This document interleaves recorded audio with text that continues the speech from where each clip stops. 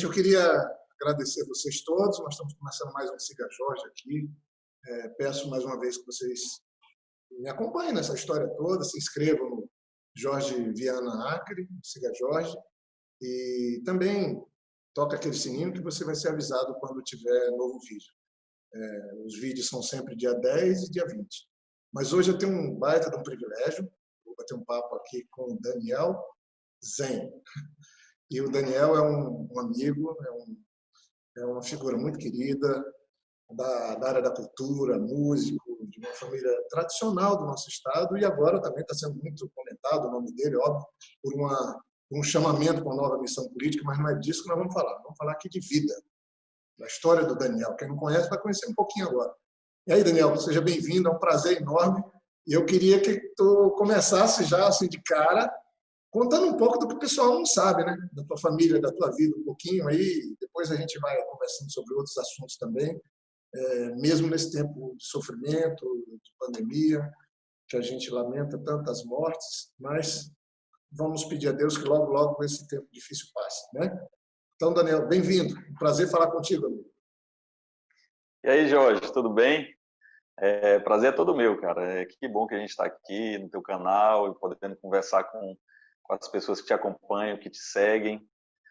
Você falou um pouquinho assim da história, né? Eu acho que disse que a gente vem de uma família tradicional, e é verdade, assim como a tua família. Meus bisavós chegaram aqui no Acre ali por volta entre 1907 e 1910. A gente tinha acabado de concluir ali aquele processo da Revolução Acreana. Eles vieram do interior do Nordeste, uns de Apodi, do Rio Grande do Norte, outros do Ceará, à exceção de um avô, por parte de pai, que veio de Santarém, né, lá do Pará. Né? Então, a família toda, os antepassados são nordestinos e nortistas, né? E vieram para cá. Meu bisavô Benedito Maia, né, pai do ex-senador Mário Maia, ele fixou comércio ali na rua Eduardo Asmar, onde depois, no teu governo, foi feita toda aquela recuperação das fachadas, né? Então, ele tinha um comércio ali de tecidos, né, de confecções, e depois ele mudou para o primeiro distrito, de Rio Branco, ali para Epaminondas Jácome, mais ou menos onde é ali hoje a Tecidos Cuiabá, né? E tinha um comércio de secos e molhados, né, que depois se transformou na Casa Batista, né, do seu Jorge Lavocar. Cara, Então, assim, é uma história bacana, uma história de vida. Os meus outros avós, um foi seringueiro, meu avô Lindolfo Queiroz, cortou seringa ali onde é hoje a Vila Ivonete, né, onde era o seringal Vila Ivonete da família do seu Manuel Julião, né, e tudo aquilo. Então, são pessoas que chegaram muito cedo no Acre, de origem muito humilde, né, muito pobres, como a gente diz. A gente diz um ditado aqui que é meio pejorativo, né, que diz assim: fulano veio puxando a cachorrinha, mas é verdade. A é única isso. coisa o que meus bisavós trouxeram para cá era só a força de vontade, a vontade de viver, de construir um futuro, né? E assim foi, e assim nasceram os filhos, né? Meus avós, meus tios-avós, É, e a gente. eu acho muito bacana, porque a gente não veio do nada, né? A gente tem uma história que a gente se orgulha, né? Os antepassados, os que nos deram vida, né? Eu mesmo, essa semana agora, foi aniversário de Brasileia, né? Eu lembrava do meu pai. Meu pai é nascido em Brasileia, e mais que isso, né? Eu perdi meu pai há 3 anos, mas a mãe dele também é nascida em Brasileia, né? Que eu não conheci, minha avó Sebastiana. Então, minha origem também de pessoas simples, de um município na cabeceira do Rio Acre. Um outro, o avô da minha mãe, né? Veio do Ceará, né? De Aracati, no Ceará. Olha que coisa também, né? O outro avô meu, pai da minha mãe, veio de Portugal, mas ele foi ser carregador de mercadorias no Amazonas, né? Ele veio num navio com muita dificuldade, e depois foi trabalhar ali em Passo de Castro. E lá casou com minha avó Hermínia, boliviana. Então, a gente tem origens interessantes que eu acho que a gente sempre tem que falar disso, para poder, talvez, falar um pouco da força que tem. E você falou do Mário Maia. Em 90, quando eu comecei essa batalha política, né, na Frente Popular, o Mário Maia nos ajudou a fundar, teu tio-avô. E ele foi meu parceiro. Eu era candidato ao Exato. governo e o Mário Maia candidato ao Senado. E tu, nessa época, estava o quê? Estava onde? Você tem 39 anos, deveria estar nos coeiros ainda, não? Jorge, nessa época, na tua primeira eleição, né, com o tio Mário ali, candidato, tentando já um segundo mandato, né, de senador, você na eleição de governador, estava com 10 anos, né, e ali eu lembro muito, assim, uma coisa que me marcou muito ali naquela época, era eu indo passear ali na Praça da Revolução, né, na Praça Plástico Castro, como a gente chama hoje, e vendo o pessoal pintando aquelas camisetas, né? Ah, Aquela logomarca, aquele desenho com o número 13, que o Binho, que o Toinho, que a turma desenvolveu. E na minha escola, onde eu estudava, a briga era para saber quem que tinha a camiseta mais bacana. Se era porque era rosa fluorescente, verde fosforescente, eram cores assim chamativas, né? E assim, aquilo encantava a garotada, né? E na minha turma, todo mundo queria ter uma camiseta daquela, né? A gente levava a camiseta de casa para pintar lá, né? E a aquilo gente, ali foi muito bacana. a gente fala hoje em dia, né, que quando uma coisa pega na internet, nas redes sociais, viralizou. Naquela época, em É, 90, não tinha nada disso, mas aquilo viralizou, literalmente. As pessoas compravam tinta, verdade. pintavam em casa, mas a Áurea também me ajudou muito, que ela era uma geração de pessoas que faziam teatro, né, na época Marina, todo mundo, foi muito lindo aquilo, e virou uma moda. Virou uma moda. Na cidade, tinha fila para comprar, pagava um real na camiseta e muita gente pintava em casa. Então foi tão lindo aquilo. E o Mário Maia era o nosso tiozão, ele era o senador nota 10, ele nos ajudou muito com Brizola, foi tão bonito aquilo, é um sonho tão lindo. E o melhor Verdade. é que mesmo o Mário Maia não tendo ele não ganhou aquela eleição, foi lamentável porque ele era senador nota 10, era um cara que votou as pautas mais interessantes no Congresso em defesa de uma sociedade melhor, mas ali nasceu um movimento que depois nos levou para o governo, para a prefeitura, para os governos, e eu falo isso também sem nenhuma soberba, nos ajudou a fazer boas mudanças, boas transformações na vida do nosso povo e na nossa cidade de Rio Branco também, no Acre, né? E você é um pouco Esses dessa dias história. Você é um eu pouco. postei, Jorge, acho que há uns 2 dias atrás, eu postei no Instagram, nas nossas redes sociais, um vídeo, né, que foi editado por a turma de um dos movimentos agora pela democracia, né, pela defesa. A gente está vivendo aí tempos tão difíceis, né, de um obscurantismo, né, de defesa de valores que não condizem com o que está na nossa Constituição, e mandaram um vídeo em que ele aparece, né, o tio Mário aparece ao lado do Tancredo Neves e ao lado do Lula, num comício das diretas já. Né, nessa época, ele tinha sido cassado, porque ele foi deputado federal e foi cassado pela ditadura, e depois da abertura, né, em 86, é que ele foi eleito senador, e como você disse, foi considerado pelo DIAP, né, o senador nota 10, e por aí foi trilhando essa trajetória até que vocês se encontraram ali em 90, né, e na Foi muito fundação bacana. da Frente Popular, né, ele já era um político experiente, e vocês começando ali, né, na trajetória política. Não, e tem episódio, né, que eu vejo agora essas intolerâncias todas, pessoas que tomam atitudes que não são civilizatórias, em vez do amor, da fraternidade, do abraçar, pessoas querem se espancar, querem se atirar, querem matar. Eu lembro de um episódio que o Mário Maia ajudava muito. Nós fomos fazer uma viagem para Cruzeiro do Sul, município a município, né? E eu, um garoto, estava lá, ninguém acreditava que aquilo ali era para ser votado, né? Cara de menino, jeito de menino, idade de menino. E o Mário Maia era o que dava equilíbrio. Aí nós chegamos uma vez em Cruzeiro do Sul, fomos visitar o prefeito, visitar as autoridades, que tinham uma agenda, né, os companheiros do PCdoB. Tinha acabado de cair o muro de Berlim em 89, os partidos, o Mesquita também, que ajudou na época, né, o PSB e PV, os partidos que estavam ali, o Mário Maia PDT e nós do PT. E aí nós visitamos o prefeito, chegava lá dizendo, olha, se eu for eleito, não vou discriminar ninguém, nós vamos fazer um trabalho suprapartidário. Os prefeitos ficavam olhando assim, esse menino deve estar gozando da gente. E o Mário Maia dava aquele ar de seriedade, de coisa, né, como senador nota 10. Aí nós fomos visitar um religioso, um bispo, lá em Cruzeiro do Sul. Quando sentamos na mesa, o bispo já estava preparado, estavam lá aquele anticomunismo, aquela coisa toda, de 89, 90, e aí o bispo perguntou, disse, quem é esse Frente Popular? Eu falei, seu bispo, Frente Popular. Quem são os partidos desse Frente Popular? Eu falei, seu bispo, Tem um PDT aqui do senador Mário Maia, tem aqui o PT, tem o PV, e aí quando chega o PSB, eu falei, e tem o PCdoB. Aí ele falou assim, e tem logo que se juntar com o diabo. Aí o Mário Maia segurando ali tabuada, tudo, foi uma confusão. Aí eu falei, calma, calma. Aí o Mário Maia trouxe a bispo, não é nada disso. Não é bem assim. Aí, né, conversamos e saiu todo mundo bem ali, sobrevivemos.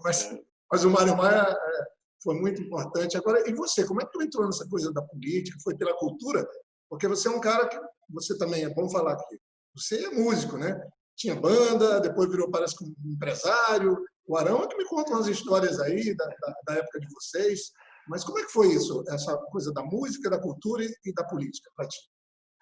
Então, Jorge, olha, na verdade foram coisas assim que foram acontecendo simultaneamente, né? Eu entrei na faculdade de Direito muito cedo, né, aqui na UFAC, e lá conheci uma turma que já tocava, e eu era bem jovem, tinha um pessoal que já estava mais adiantado nos cursos, e me chamaram para... Eles estavam sem um contrabaixista, né? Eu estudava contrabaixo numa escola que foi montada quando você foi prefeito, que era lá no Centro de Multimeios, né? Que foi uma iniciativa fantástica.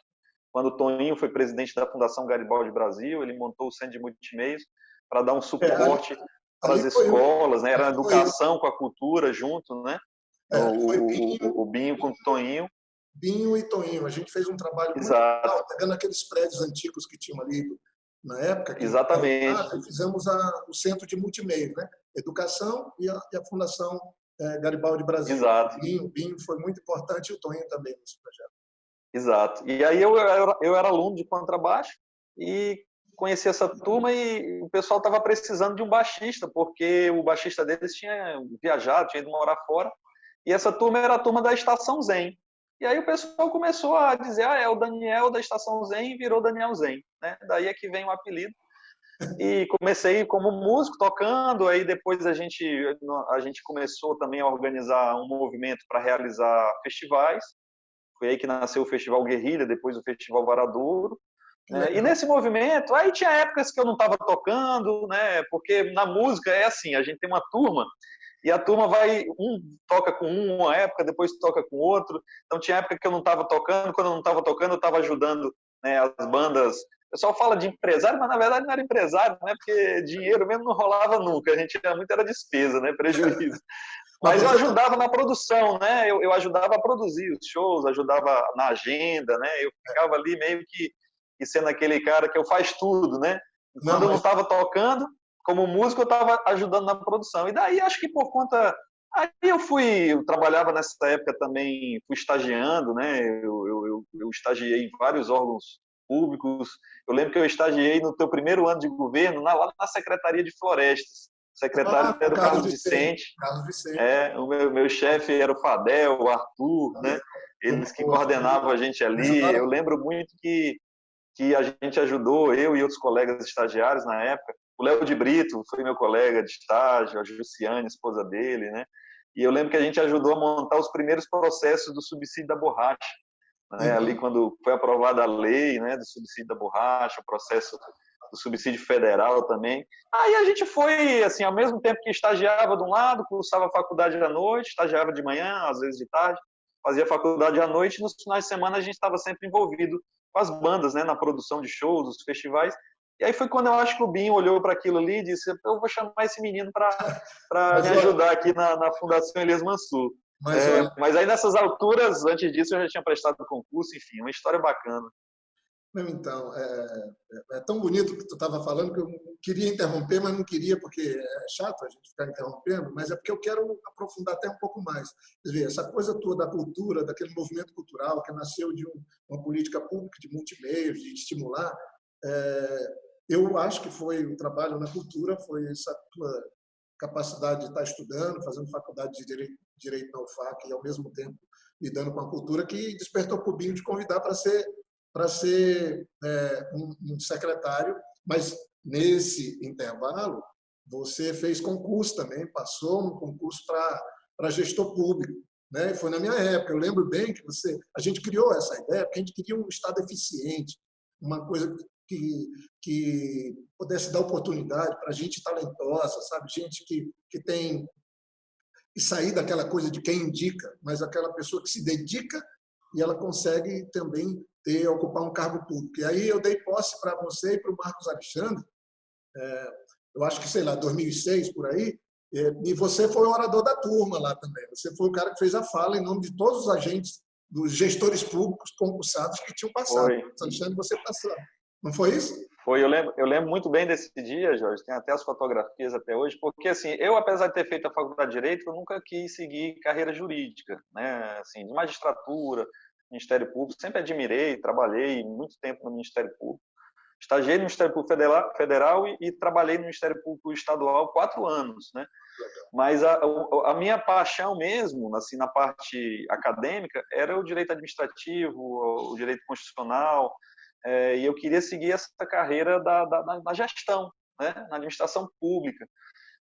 E quando foi criada a carreira do gestor de políticas públicas, que hoje já está com mais de 10 anos, já caminhando para o ano que vem, faz 15 anos do primeiro concurso, eu prestei o primeiro concurso, que o edital saiu no teu governo, né, e ali no finalzinho, né, do segundo mandato, e você me deu posse lá na cerimônia, lá no Palácio Rio Branco, junto com o Marcos Alexandre. No dia tomaram posse também defensores públicos, foram vários concursos que foram realizados aquele ano, e a gente entrou e abraçou assim com muito carinho essa carreira. Eu fui trabalhar na época, eu lembro, assim que eu tomei posse, fui trabalhar na Secretaria de Fazenda, olha só, né? É uma pessoa que mexe com cultura e fui trabalhar lá com arrecadação, com tributação. O secretário era o professor Orlando, né, um grande amigo nosso também, e que me ensinou muito. E ali a gente, hoje em dia, a gente não consegue ver o Estado, né, sem essa carreira dos gestores de políticas públicas. Depois teve outros concursos, são amigos assim que eu tenho, que eu conheço. Não vou dizer que conheço todos, mas conheço a maioria deles, tanto os colegas de concurso quanto dos concursos futuros, e é quem põe a mão na massa hoje no governo, nas secretarias, para tocar licitações, né, processos. E depois eu fiz concurso, aí já é um outro capítulo, que é a história da universidade, né? Então, mas você é um cara que também conseguiu, com o teu conhecimento, com o estudo, ser concursado na UFAC, hoje dá aula no curso de Direito, né? Graças a ter passado também num concurso que não é nada fácil, é um sonho, aliás, de muita gente. Mas é bacana, porque quando você mexia com a cultura, trabalhava, você estava fazendo coisas novas, né? A tua banda mesmo tocava ali em cima da Bolota, né? Da pizzaria Bolota, Sim. mas vocês tocavam só Legião Urbana, os rocks daquela época fantástico, né, da criatividade, mas estavam surgindo também as bandas autorais, por exemplo, surgiu nessa época, eu acho que Os Porongas, com essa coisa do Festival Varadouro que vocês criaram. Então mostra que a cultura é muito importante de ser trabalhada, porque ela salva gerações inteiras junto com o esporte. E aí eu acho que isso que levou o BIM, o fato de você ser um cara que trabalhava, que mexia com a cultura, que era empreendedor de certa forma, a te convidar para ocupar a Fundação Elias Mansur. E você fez um bom trabalho, depois virou secretário de Educação também. E aí eu queria falar um pouco também sobre isso, sabe? Agora a gente está vivendo uma pandemia, essa tragédia toda, né? Eu estava vendo agora que atingiu já 11 milhões de pessoas no mundo inteiro, mais de meio milhão de pessoas foram mortas no nosso país. Está chegando a 65 mil mortes essa pandemia. No nosso estado, quase 400 pessoas morreram, a gente perdeu pessoas queridas, amigas. Eu queria que você também falasse um pouco disso. Você é parlamentar, é deputado. Como é que você está vendo esse negócio, o enfrentamento disso? Aí essa confusão toda, abre, fecha comércio. Eu não sei, mas eu tenho muita preocupação porque me parece o governo de Bolsonaro um completo irresponsável na condução disso. O Brasil não consegue se livrar dessa pandemia, como outros países já se livraram, muito por conta de um presidente irresponsável que a gente tem, mas também no Acre fica essa confusão, abre comércio, fecha comércio, prioriza a saúde ou não. Fala um pouco disso como parlamentar, como é que vocês estão conduzindo esse trabalho? Olha, Jorge, esse é um assunto que causa muita preocupação e eu vou te falar, assim, causa muita indignação também, porque a gente tem... Eu propus na Assembleia, infelizmente ainda não foi votado, propus a criação de uma comissão especial de acompanhamento né, das medidas que estão sendo tomadas na pandemia. Na minha opinião, do governo federal é um desastre total, porque ele parte do princípio da negação, né? Se você nega que aquilo existe ou que aquilo é grave, aí você não precisa dizer mais nada, você tem uma completa ineficiência, uma falta de planejamento, uma falta de ação coordenada por parte dos órgãos que deveriam estar conduzindo e liderando essa situação de enfrentamento, de combate ao coronavírus, e que realmente ficam apenas transferindo responsabilidade. Aqui da parte do governo do Estado, da parte das prefeituras, o que a gente tem observado é vacilação. Esse é um momento que você não pode vacilar, você não pode ter tibieza, você não pode ter insegurança, você tem que liderar e passar segurança. Você não pode dizer um dia que vai reabrir o comércio e 2 dias depois reeditar um decreto dizendo que vai permanecer fechado. Isso causa prejuízo, os empresários estão sofrendo com a falta de arrecadação, as pessoas estão se contaminando, nós estamos perdendo nossos entes queridos, amigos, colegas de trabalho, conhecidos. Lá na Assembleia foram 2 pessoas queridas, né? O seu Biba, que é irmão do nosso amigo Leonildo Rosa, e a dona Edith. Os 2 que eram da Polícia Legislativa, pessoas que a gente convivia todo dia. No nosso partido, você viu, a gente perdeu já mais de 10 companheiros para o coronavírus nesses últimos 4 meses. Na Prefeitura de Rio Branco, pessoas amigas nossas, queridas, nas nossas famílias. Então, isso é uma situação, infelizmente, a gente vê que tem pessoas que ainda hoje não acreditam no potencial letal e danoso do vírus, mas governos têm um papel decisivo. O governo é que tem que liderar, o prefeito é que tem que liderar, é que tem que dizer, é que tem que dar o exemplo, é que tem que determinar com segurança, com precisão, as medidas têm que ser tomadas, e mais do que isso, tem que fiscalizar o cumprimento dessas medidas, porque também só decretar e não fiscalizar aí não adianta. E eu sinceramente acho que a grande tragédia no Brasil, da chegada desse vírus, que segue matando, tirando vidas, é também o fato de ter um presidente que ficou fazendo piada, desdém, até hoje nunca fez uma fala séria, nem mesmo de condolências com as famílias que mais de 64 mil pessoas morreram até recentemente, né? Nem isso. E ficou, ao contrário, tentando romper com as orientações médicas. E, para mim, talvez esse seja um ponto central. Uma pandemia como essa não é para a autoridade municipal ou estadual dar a primeira e a última palavra. Ele é para pegar o pessoal da ciência, da comunidade médica, da área da saúde. Essas pessoas, os médicos, as médicas, os profissionais da área de saúde é que tem que dar o comando e as autoridades apenas fazer, executar e cumprir aquela orientação. É o que faltou no Acre. Por isso que eu queria aqui, falta no Acre, falta no Brasil, gente. Nós estamos sem ministro da Saúde no meio de uma pandemia. Isso é um crime, isso é um genocídio. E a história haverá de registrar. Eu lamento profundamente que a gente esteja vivendo isso. Mas eu queria também dizer que até um dos grandes profissionais que deveria, como outros, o próprio doutor Tião Viana, médico, infectologista, que está salvando tanta gente com a sua atividade, o doutor Toy, tantos outros, dezenas de profissionais da área de saúde, poderiam estar eles dando o comando, porque aí o comércio não ia ficar botando em dúvida se era abrir ou fechar. Viria uma decisão técnica, médica, né, da área da saúde. E eu acho que isso acabaria essa bagunça que a gente vive, que não tem fim. É ruim para o comerciante, é ruim para quem trabalha, para o empregado, é péssimo para o pessoal da área da saúde. Mas eu queria pôr aqui um videozinho do Thor. O Thor pegou também um vírus, como eu peguei, graças a Deus está curado, e ele é professor da Faculdade de Medicina, e tem um primo também. E ele veio dar uma contribuição aqui e ter um posicionamento. Agora a gente vai ouvir o Thor, depois voltamos contigo, Daniel. Oi, Jorge, tudo bem? Estou de volta ao Acre e ao fronte, viu? Só tenho que agradecer muito a toda a corrente de força e orações que eu recebi naquele momento difícil de doença. Sou muito grato mesmo e espero poder retribuir ainda muito com o meu trabalho, ajudando a todos que precisam. Eu soube que você ia conversar essa semana com o Daniel Zen. O Daniel não é porque é meu primo não, viu? Mas é um cara que admiro muito. Inteligente, sensível, tem uma capacidade de visão dos problemas e da realidade bem ampla, além de ter já bastante experiência, né, tanto no parlamento quanto na gestão. Eu queria ouvir a opinião do Daniel sobre esse momento maluco que nós estamos vivendo. Essa pandemia, que é a mais grave crise sanitária global dos últimos 100 anos, e que tem consequências não só sanitárias, como a gente sabe, mas econômicas, sociais, psíquicas. É uma emergência global gravíssima, mas que, curiosamente, lugares diferentes, tanto no Brasil quanto no mundo, têm tido desempenhos e resultados bem distintos. Daniel, cara, como você, com esse olhar atento, vê essas diferenças? Como você vê o papel dos gestores e das lideranças políticas no enfrentamento dessa guerra e na possibilidade de obtenção de diferentes resultados sanitários, econômicos, sociais para a população?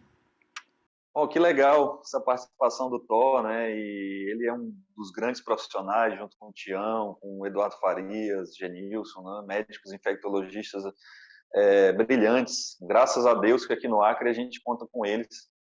Mas eu acho, Thor e Jorge, que a minha perspectiva a respeito da pandemia é que o enfrentamento e as medidas de combate a esse tipo de situação, elas têm que ter muita firmeza. Você vê que o governo federal anunciou, com o Plano Federativo, Programa Federativo de Combate à Pandemia, ele anunciou que estava enviando para o estado do Acre 198 milhões de reais. E desse valor, pelo menos 61 milhões já foi liberado, segundo o próprio governo afirmou. Só que o governo, depois de 4 meses de pandemia, só gastou 16 milhões. Enquanto isso, está faltando remédio, está faltando testes, está faltando os equipamentos de proteção individual para os profissionais de saúde, que são as EPIs, e ainda não chegamos no número satisfatório de leitos de enfermaria e de UTI, ou seja, tem dinheiro. O que está faltando é competência, agilidade, velocidade e decisão, firmeza de postura. Nessas horas de crise é quando a gente consegue conhecer de verdade a capacidade dos nossos gestores, dos nossos administradores, das nossas autoridades. E eu concordo, você falou antes, Jorge, nós temos que a decisão sobre o que deve ou não ser tomada tem que basear na ciência e na posição de quem conhece do assunto, dos epidemiologistas, dos infectologistas, dos sanitaristas, e não na posição do achismo dessa ou daquela autoridade. Agora, enquanto o presidente está mais preocupado em esconder o Queiroz, em fazer com que o Queiroz não revele a verdade sobre os fantasminhas, das rachadinhas, enquanto ele estiver mais preocupado com o laranjal do PSL, enquanto ele estiver mais preocupado em dar uma desculpa dos cheques que a esposa, a primeira-dama, recebeu, enquanto ele estiver mais preocupado em espalhar fake news para detratar os seus adversários, aí a gente não vai ter nunca uma liderança ocupando a cadeira da presidência. A gente vai estar sempre ter uma pessoa que, ao invés de apaziguar os ânimos, em vez de acalmar a população e trazer uma certa unidade para o país, onde todo mundo possa estar junto, independente do seu partido, independente da sua ideologia e posição política, ele fica arengando, está mais preocupado em criar contenda. E aí, sinceramente, eu acho que desse jeito a gente não consegue superar esse problema. Então, você lembrou bem, eu tenho essa clareza. Se eu fosse hoje ocupante do governo, de prefeitura, eu chamaria, montaria um comitê com poder de decisão de quem entende do assunto, médico, porque quando o médico prescreve um remédio, quando ele faz a opção por um tratamento, a gente cumpre.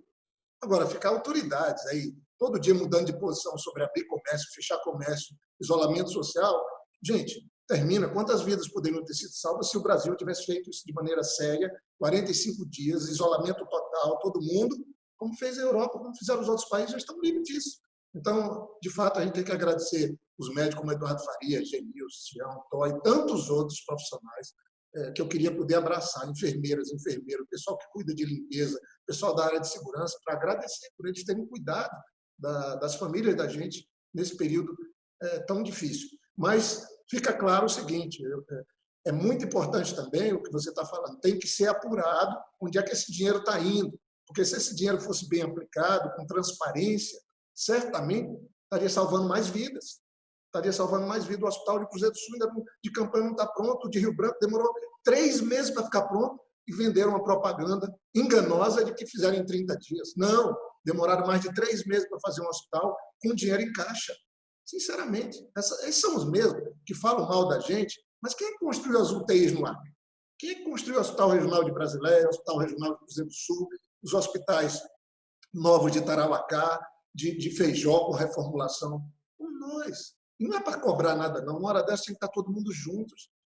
Né? Nós estamos vendo a maior crise sanitária do século, como bem disse o Tom ainda há pouco. Então, Daniel, vamos em frente. Eu tomara que vocês, como parlamentares, peçam para as autoridades do Ministério Público Federal, do Tribunal de Contas, da CGU, da AGU, para investigar, porque no Brasil virou um antro de corrupção esse dinheiro de enfrentamento da pandemia. 400 bilhões estão sendo espalhados por municípios e estados, e o que a gente está vendo todo dia são governadores e algumas autoridades municipais roubando esse dinheiro que poderia salvar vidas. Isso é um crime. Eu acho que no Acre tem que ter transparência, porque eu quero saber quanto foi gasto, onde é que foi o dinheiro, eu acho que todo mundo quer saber. Mas, Daniel, eu queria aqui também, agora, seguir até falando um pouco do para frente, né? Como é que a gente vai fazer para enfrentar isso? Os artistas estão tendo muita dificuldade. Eu queria botar aqui o Arão Prado, um colega teu aí da época, para falar um pouco aí e te ouvir um pouco sobre o que ele questiona para ti. Muito legal estar aqui no Siga Jorge, ainda mais nesse dia especial, né, que vocês estão recebendo, o Jorge está recebendo o Daniel Zen. O Daniel é um amigo pessoal, um amigo de infância, pessoa muito querida, que faz parte da minha vida. Então, ao invés de fazer pergunta, eu queria pedir para o Zen fazer um comentário aí, porque lá no início dos anos 2000, a gente fazia parte juntos de um movimento musical que revelou várias bandas autorais, pessoal que fazia música própria aqui em Rio Branco naquele momento. E o Daniel foi um cara que conseguiu enxergar esse movimento de forma coletiva e acabou se tornando uma liderança nesse movimento. E isso, na época, para surpresa da gente, fez com que o Daniel ingressasse na vida pública, porque o Binho tinha acabado de ser eleito governador e fez o convite para o Daniel se tornar secretário de Cultura. Eu queria que ele contasse um pouco essa história para a gente. Valeu, um abraço Jorge, um abraço Zen, obrigado por participar. Que legal, Arão. Arão lembrou aí dos tempos do início, né, da nossa trajetória, do movimento, dos festivais, né, de toda aquela mobilização das bandas autorais, né, que, como eu falei da Estação Zen lá no início, e o Jorge lembrou depois, era que a gente tocava ali na antiga BLT, né, que era uma casa noturna, né, uma casa de show que tinha em cima da antiga pizzaria Bolota. E depois daquilo ali foi que nasceu o movimento de a gente não só querer tocar, ser músico, organizar atividades, mas fazer isso com as nossas próprias composições, né? Inspirado em outros artistas acreanos de antes, que também tinham trilhado essa trajetória autoral. E foi aí que nasceu a Estigma, depois Camundogs, o Los Porongas. Foi aí que eu comecei a tocar na Filomedusa. Por sinal, nós lançamos um álbum recentemente, né, com boa parte das nossas composições da época, né, composições próprias, e aquilo ali foi um movimento que de lá surgiram a importância, Jorge, você vê de a gente ter tido ali uma lei de incentivo, né, que foi criada no teu governo, da gente ter a reestruturação da Fundação Cultural, da gente ter editais, né, de apoio a projetos, da gente ter política pública de incentivo à cultura. Ao contrário do que a gente está vendo agora. O que nós estamos vendo agora é uma desconstrução, né, das políticas públicas de incentivo, de fomento à cultura, o fim do Ministério da Cultura, né, o fim o sucateamento das secretarias estaduais e municipais, o fim dos editais de apoio de fomento. E agora, nessa pandemia, tudo se revelou muito grave, porque quando os artistas estão impedidos por força das medidas de isolamento de fazer seus shows, suas apresentações, seus espetáculos, suas exposições, quem que tem que dar o suporte? É o poder público, é o Estado, né? Na hora que o mercado falha, o Estado tem que estender a sua mão, né? E aí a gente vê realmente a importância desse incentivo, para que as pessoas, inclusive, se revelem, apareçam novos artistas, que possam interagir com os artistas mais experientes, e assim a gente ter realmente um ambiente de proliferação cultural muito mais saudável e sadio. Eu acho que nessa pandemia, boa parte da saúde mental das pessoas está sendo mantida graças ao trabalho dos artistas nas suas lives. Não fosse isso, para divertir, para entreter, para tirar um pouco da tensão, para que as pessoas pudessem ter um alento nas suas casas, sobretudo aqueles que não podem, que estão, por força das medidas, de fato isolados, as coisas estariam sendo muito mais graves, né? Então, olha só a importância do fazer cultural na vida das pessoas. Então, Daniel, obrigado por estar lembrando, mas quando a gente chegou na prefeitura, né, nós criamos uma lei de incentivo à cultura. O Toninho era o secretário, era o presidente da Fundação Garibaldi Brasil. Nós criamos para que as pessoas pudessem pegar suas ideias, materializar suas ideias no teatro, na música, em todas as artes, né? E isso foi muito bacana. Tinha oferta para isso. Você bem lembrou que você é um pouco filho dessa política, né, do Centro de Multimeio, você lembrou ainda há pouco. Mesma coisa a gente fez no Estado, quando nós criamos na Fundação Elias Mansur, uma lei que tinha gente produzindo, realizando projetos do Jordão a Portugal, Tamatu, de Santa Rosa. A gente abriu um edital, era a coisa mais fantástica do mundo. O Brasil tinha a lei Rouanet, agora entra esse maluco, esse responsável desse presidente, né, numa ação criminosa. A lei Rouanet financiou quase 50 bilhões de reais com a cultura brasileira em 27 anos de existência dela. Aí vai um governo, se estava achando que ela estava errada em alguns aspectos, muda, melhora, normal, isso é parte. Um governo vem, o outro vem, faz um pouco diferente, destruíram isso. Então, a classe artística hoje, ela vive... E um país que faz isso com a classe artística, que destrói, não tem futuro. A classe artística vive no sofrimento, e depois, no pós-pandemia, vai ter que ter políticas públicas para incentivar e dar suporte para um segmento que é muito importante para a gente ter uma sociedade melhor, para a gente ter uma sociedade plural, uma sociedade criativa. Mas, enfim, eu queria, então, já falando nisso, depois dessa crise, dessa pandemia toda, na ideia de pensar um pouco que mundo nós vamos ter depois dessa tragédia, dessa pandemia, eu queria que você falasse um pouco da educação. Você foi secretário de Educação do Tião, né? O Binho foi meu secretário, depois foi vice-governador e secretário de Educação, depois foi governador, e eu, sem falsa modéstia, de novo eu falo, nós fizemos um trabalho muito bacana, tiramos o Acre dos últimos lugares, colocamos numa posição de destaque, esse centro de línguas que foi criado na época do Tião, escolas integrais, e você estava na linha de frente também desse projeto. Eu queria que você falasse um pouco disso, mas antes eu queria ouvir uma educadora, a Rita Paro, que ela passasse um questionamentozinho para ti, participasse aqui do Siga Jorge, aí depois você fala, tá? Olá, Daniel.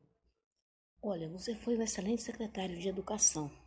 Então, eu queria que você falasse um pouquinho sobre a educação, como você vê a educação pós-pandemia, com toda a situação que a gente tem vivido neste momento.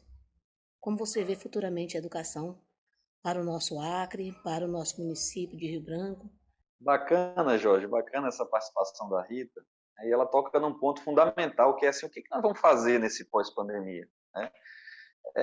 A educação, você citou aí uns exemplos importantes. Nós conseguimos, ao longo das nossas gestões, dos nossos governos, fazer com que a nossa educação pública saísse dos últimos lugares, né, em avaliações como o IDEB, e se posicionasse nos primeiros lugares da região norte, disputando os primeiros lugares do Brasil. Nós fizemos esse esforço também no que diz respeito à valorização dos profissionais da educação, professores e servidores não docentes. Aprovamos um PCCR, fomos reformulando e melhorando e atualizando esse PCCR, esse plano de cargo e de remuneração de servidor a cada ano que passava. A gente foi trabalhando na questão do acesso, para poder universalizar o acesso ao ensino fundamental e ao ensino médio. Depois fizemos um esforço nas prefeituras para ampliar as vagas de creche para a escola, porque a educação dos pequenininhos é tarefa da prefeitura e dos jovens, das crianças e jovens do Estado. E com isso a gente foi tentando atacar em todos os pontos a questão do acesso, a questão da permanência, que demanda não só um bom ensino, merenda, transporte, e a questão do bom desempenho, da qualidade. Para criar essa qualidade, a gente foi tentando e vendo, com o passar dos anos, que era preciso inovar. Foi aí que nasceu a Escola de Línguas, o Centro de Estudo de Línguas, foi aí que nasceu o nosso CRI, o Centro de Referência e Inovações para a Educação, para que a gente percebesse a importância da tecnologia. Nós começamos o processo de distribuição de notebooks, de netbooks para alunos, que infelizmente foi interrompido. Nós começamos um processo de tablets para os professores, que também não foi dado continuidade, infelizmente. E nós começamos um processo de inclusão digital. Olha só, Jorge, o que está acontecendo agora.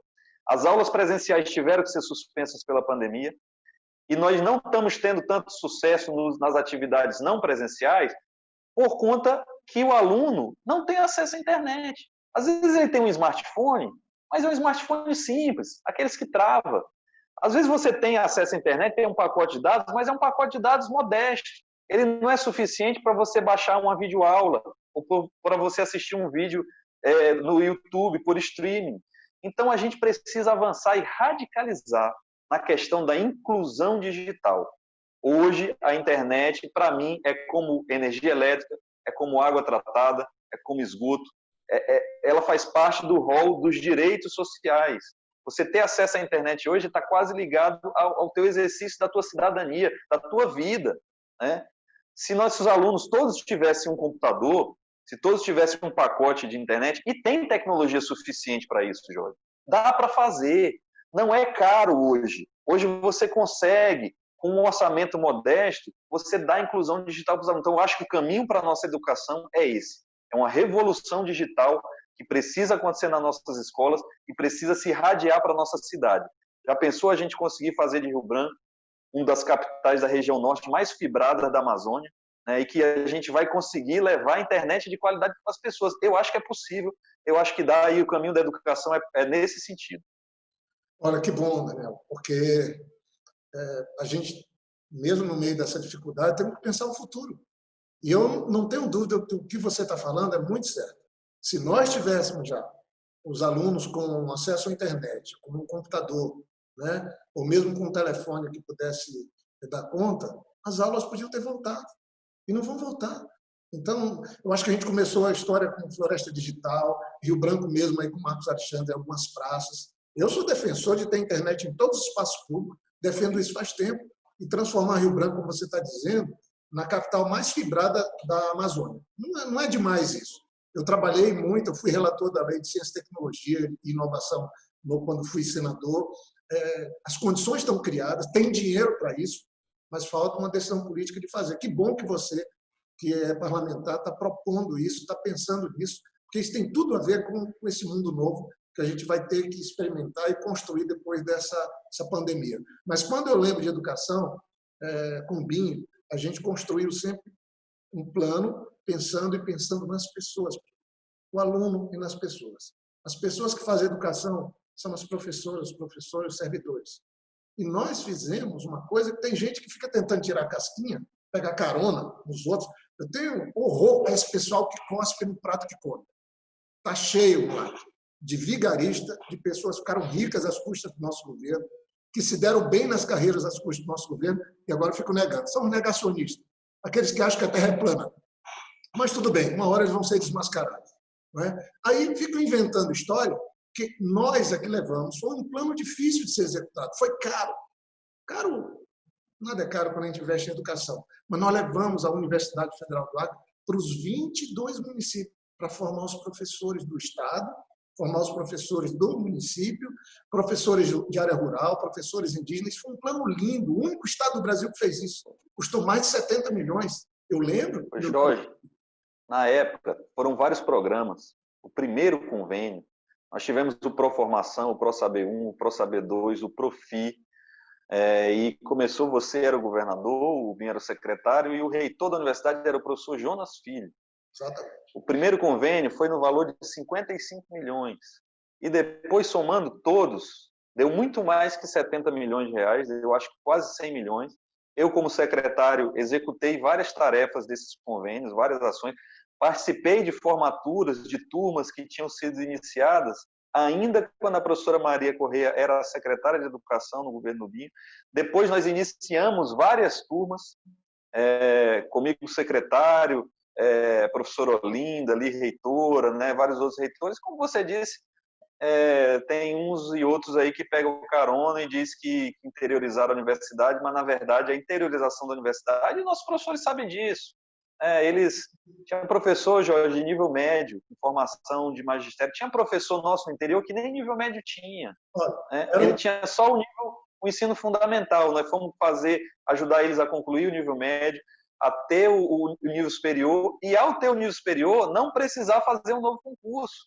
Ele passar daquela carreira, daquela tabela salarial de nível médio, para a tabela salarial de nível superior. Tem gente que até hoje questiona isso no STF, vai dizer, olha, não pode, tinha que fazer outro concurso. A gente, não, peraí, pode sim, é exceção à regra, porque o professor, tanto faz se ele é do nível médio ou do nível superior, as atribuições dele em sala de aula são as mesmas. Então, se o nosso professor, que era nível médio, formou nível superior, ele tem direito, sim, de ganhar melhor, de passar por uma tabela salarial de nível superior. E nós fizemos isso. Né?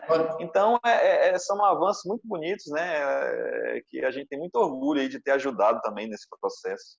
Então, e tudo que nós fazíamos de maneira planejada. Nós fazíamos levantamento. Nós levantamos, eu lembro bem, 600 escolas no Acre, tinha escola até no Amazonas.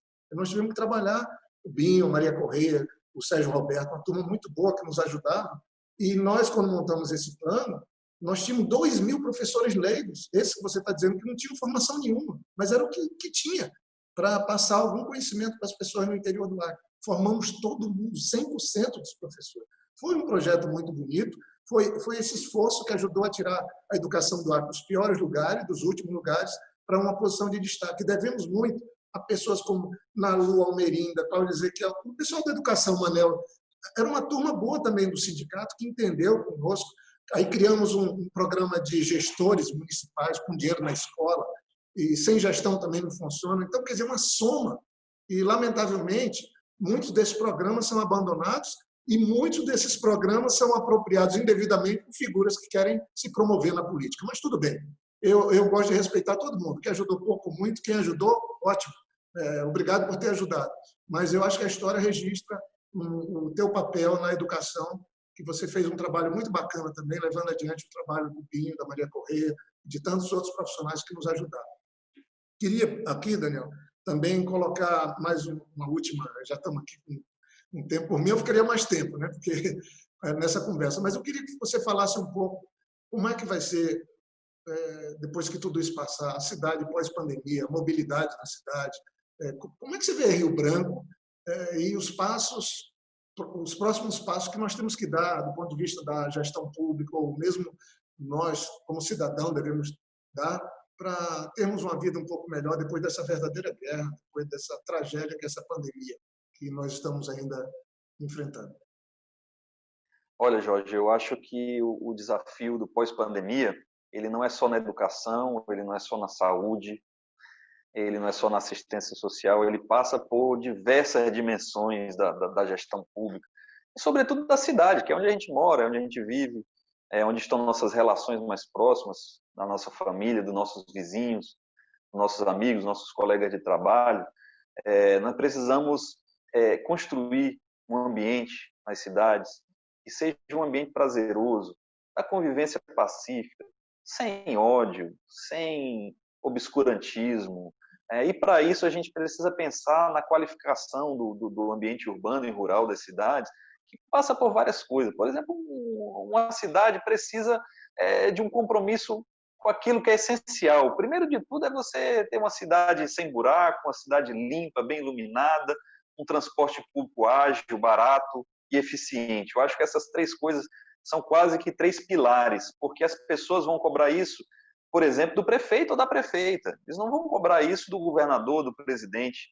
Na saúde, na educação, na assistência social, a gente tem ajuda do governo federal, tem ajuda do governo estadual, tem o Fundeb, tem o SUS, mas para a gente deixar uma cidade sem buraco, uma cidade limpa, bem iluminada, um transporte público eficiente, é só o prefeito ou a prefeita que vai responder por isso. O cidadão vai cobrar daquele que estiver ali sentado na cadeira da prefeitura. Agora tem muito mais coisa, porque cuidar de uma cidade não é só tapar buraco. Cuidar de uma cidade precisa ter inovação. A gente falou agora há pouco das inovações na educação, da inclusão digital, da incorporação definitiva do uso da tecnologia. Mas a tecnologia também não vai servir só para a educação. É possível modernizar desde a questão fiscal, desde a questão tributária, né, de uma prefeitura. É possível incorporar tecnologia para solucionar outros problemas. A gente precisa ter um investimento muito mais sério nessa questão do saneamento, a gente precisa ter um investimento muito mais sério na questão do transporte público e da mobilidade. A gente precisa ter um investimento decisivo na infraestrutura. E quando a gente fala em infraestrutura, não estamos falando em obras mirabolantes, em elefantes brancos, não, mas obras que vão trazer mais qualidade de vida para as pessoas, obras que vão impactar diretamente no cotidiano, no dia a dia das famílias, e que vão encontrar na cidade aquele ambiente mais acolhedor, mais prazeroso, mais agradável. Precisamos investir na geração de emprego. Quando a gente fala em geração de emprego, a gente pensa no governo federal, na taxa de inflação, nos juros, nos empréstimos, na taxa de câmbio, no dólar, né, na balança comercial, mas o município pode ajudar na geração de emprego? Pode. Como? Na economia solidária, na economia criativa, nas startups, né, nos pequenos empreendimentos como as feiras. Olha um trabalho bonito que a gente fez lá atrás, nos polos e nos quintais agroflorestais. Essas pessoas hoje elas abastecem todos os mercados nossos. Essas pessoas hoje são as pessoas que abastecem o Ceasa. E tinha gente que dizia que o Ceasa ia ser um elefante branco porque o Acre não produzia cheiro verde, né? E olha lá, vai lá no Ceasa hoje, vai no mercado Elias Mansur, vai no mercado da 6 de agosto, do 15, e vai ver o que as pessoas dos nossos polos agroflorestais produzem. Agora imagina se a gente criar mais, se a gente estimular ainda mais, o tanto que a gente vai poder gerar de emprego, de aumentar a produção, de colocar essa produção dos nossos polos, por exemplo, na merenda escolar, né, da gente ter realmente a microeconomia funcionando. Já pensou um banco popular, Jorge, como existe lá no Ceará, né, com moedas complementares, com iniciativas ousadas e inovadoras que a gente sabe que vão poder contribuir para o crescimento econômico, a geração de emprego, a distribuição de renda e, o que é mais importante, a redução das desigualdades. Com desigualdade, a gente vai mal. Claro que diferença entre classes sociais, entre pessoas, é difícil não ter, mas as diferenças podem ser diminuídas. A gente pode ter uma sociedade um pouco mais igualitária, fraterna e menos desigual. Daniel, muito legal, e já estamos aqui chegando no final, mas assim, esse ano a gente tem eleição para prefeito, né?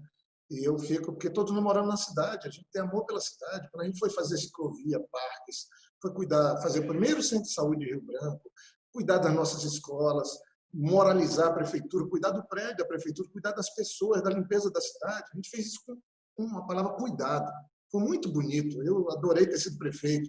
E Rio Branco experimentou também prefeitos como o Angelim, 8 anos, trabalhando com planejamento, metódico, uma boa equipe. Depois o Marcos Alexandre, o mandato do Marcos, lamentavelmente, ele não segue na prefeitura, por conta do que houve na eleição, mas o Marcos e o Angelim são pessoas experientes hoje. Modéstia à parte, a gente também, que começou esse trabalho, e acho que no pós-pandemia não vamos precisar disso, juntar experiências, projetos que deram certo. Quando eu fui ser prefeito de Rio Branco, eu fui em Curitiba, eu fui em Porto Alegre, eu fui lá em Capuí, eu fui andar, fui em Santos, eu fui ver o que estava dando certo nas cidades, né? Aquele modo petista de governar que chamava, botava transparência para poder adaptar e fazer coisas bacanas. Fizemos um planejamento que a gente cumpriu e, olha, o sucesso foi extraordinário. Hoje em dia eu vejo essa bagunça. O pessoal vive só de manchetezinha aqui, ali no site ou na internet. Não tem planejamento nenhum, não tem programa nenhum. Lamentavelmente, o governo do Acre hoje parece biruta de aeroporto. É uma coisa, uma hora está para um lado, outra hora está para o outro, fala do que não sabe e faz aquilo que também não sabe fazer, entendeu? É uma coisa muito ruim e acho que no pós-pandemia, mais do que nunca, tem que ter experiência, coragem de inovar e pessoas que trabalhem com planejamento, que pensem que nós vamos ter que reconstruir as coisas. Nós vamos ter que começar um mundo novo, se Deus quiser, a partir do fim dessa pandemia. Então, Daniel, obrigado pela tua participação, tua contribuição aqui. E, óbvio, né? O Siga Jorge, eu volto de novo a dizer, Jorge Viana Acre, se inscreva, toca o sininho. Nesse dia 10 agora a gente vai estar conversando aqui com o Daniel, né? Como vocês estão vendo, mas sempre vai ter um vídeo novo e eu espero contar com a companhia de vocês aqui. Mas quero encerrar passando para o Daniel fazer aí sua fala final e fazer também, obviamente, seu agradecimento e desejar sorte, Daniel, no mandato de deputado, que você ajude a fazer com que esse dinheiro, para vencer essa pandemia, possa chegar e salvar vidas, coisa que não está acontecendo, lamentavelmente, no nosso Acre. Obrigado, Jorge. Foi muito bom a gente poder bater papo, né? Quando o papo tá bom, o tempo passa e a gente nem sente, né? Então acho que a gente acabou até se esticando um pouquinho aqui, mas falando de assuntos importantes, falando de cultura, falando de educação, falando das nossas famílias, né? Do nosso passado e, sobretudo, do que a gente pensa para o futuro. Eu acho que nós estamos passando um período muito delicado, muito difícil. Eu queria aproveitar nesse encerramento para manifestar os meus sentimentos, né, os meus pêsames, o meu pesar por aquelas pessoas que, infelizmente, não resistiram aos agravos da doença, dentre elas muitos amigos nossos, parentes, conhecidos, colegas de trabalho. Desejar para as famílias que estão lidando com isso ainda, para as pessoas que estão adoecidas, que estão lutando contra o coronavírus, muita força, muita resiliência, muita persistência, que consigam superar, como nós esperamos, né, Jorge, essa dificuldade danada. E não foi fácil não, viu, gente? As pessoas pensam assim, é um sintominha de nada. Não, é dureza. Eu fiquei arriado ali 4, 5 dias de cama, fora os outros dias, assim, mais ou menos, né? Então, não é fácil, não. Mas queria dizer que eu acho que o principal é aquilo que nos anima para o futuro. Uma hora isso tudo vai passar, nós vamos superar isso, estaremos que estar prontos, né, para construir um amanhã bem mais promissor, de dias melhores para a nossa cidade, para o nosso estado, para o nosso país. Valeu, obrigado. Um abraço, Daniel. Obrigado pela companhia. Valeu, até o próximo.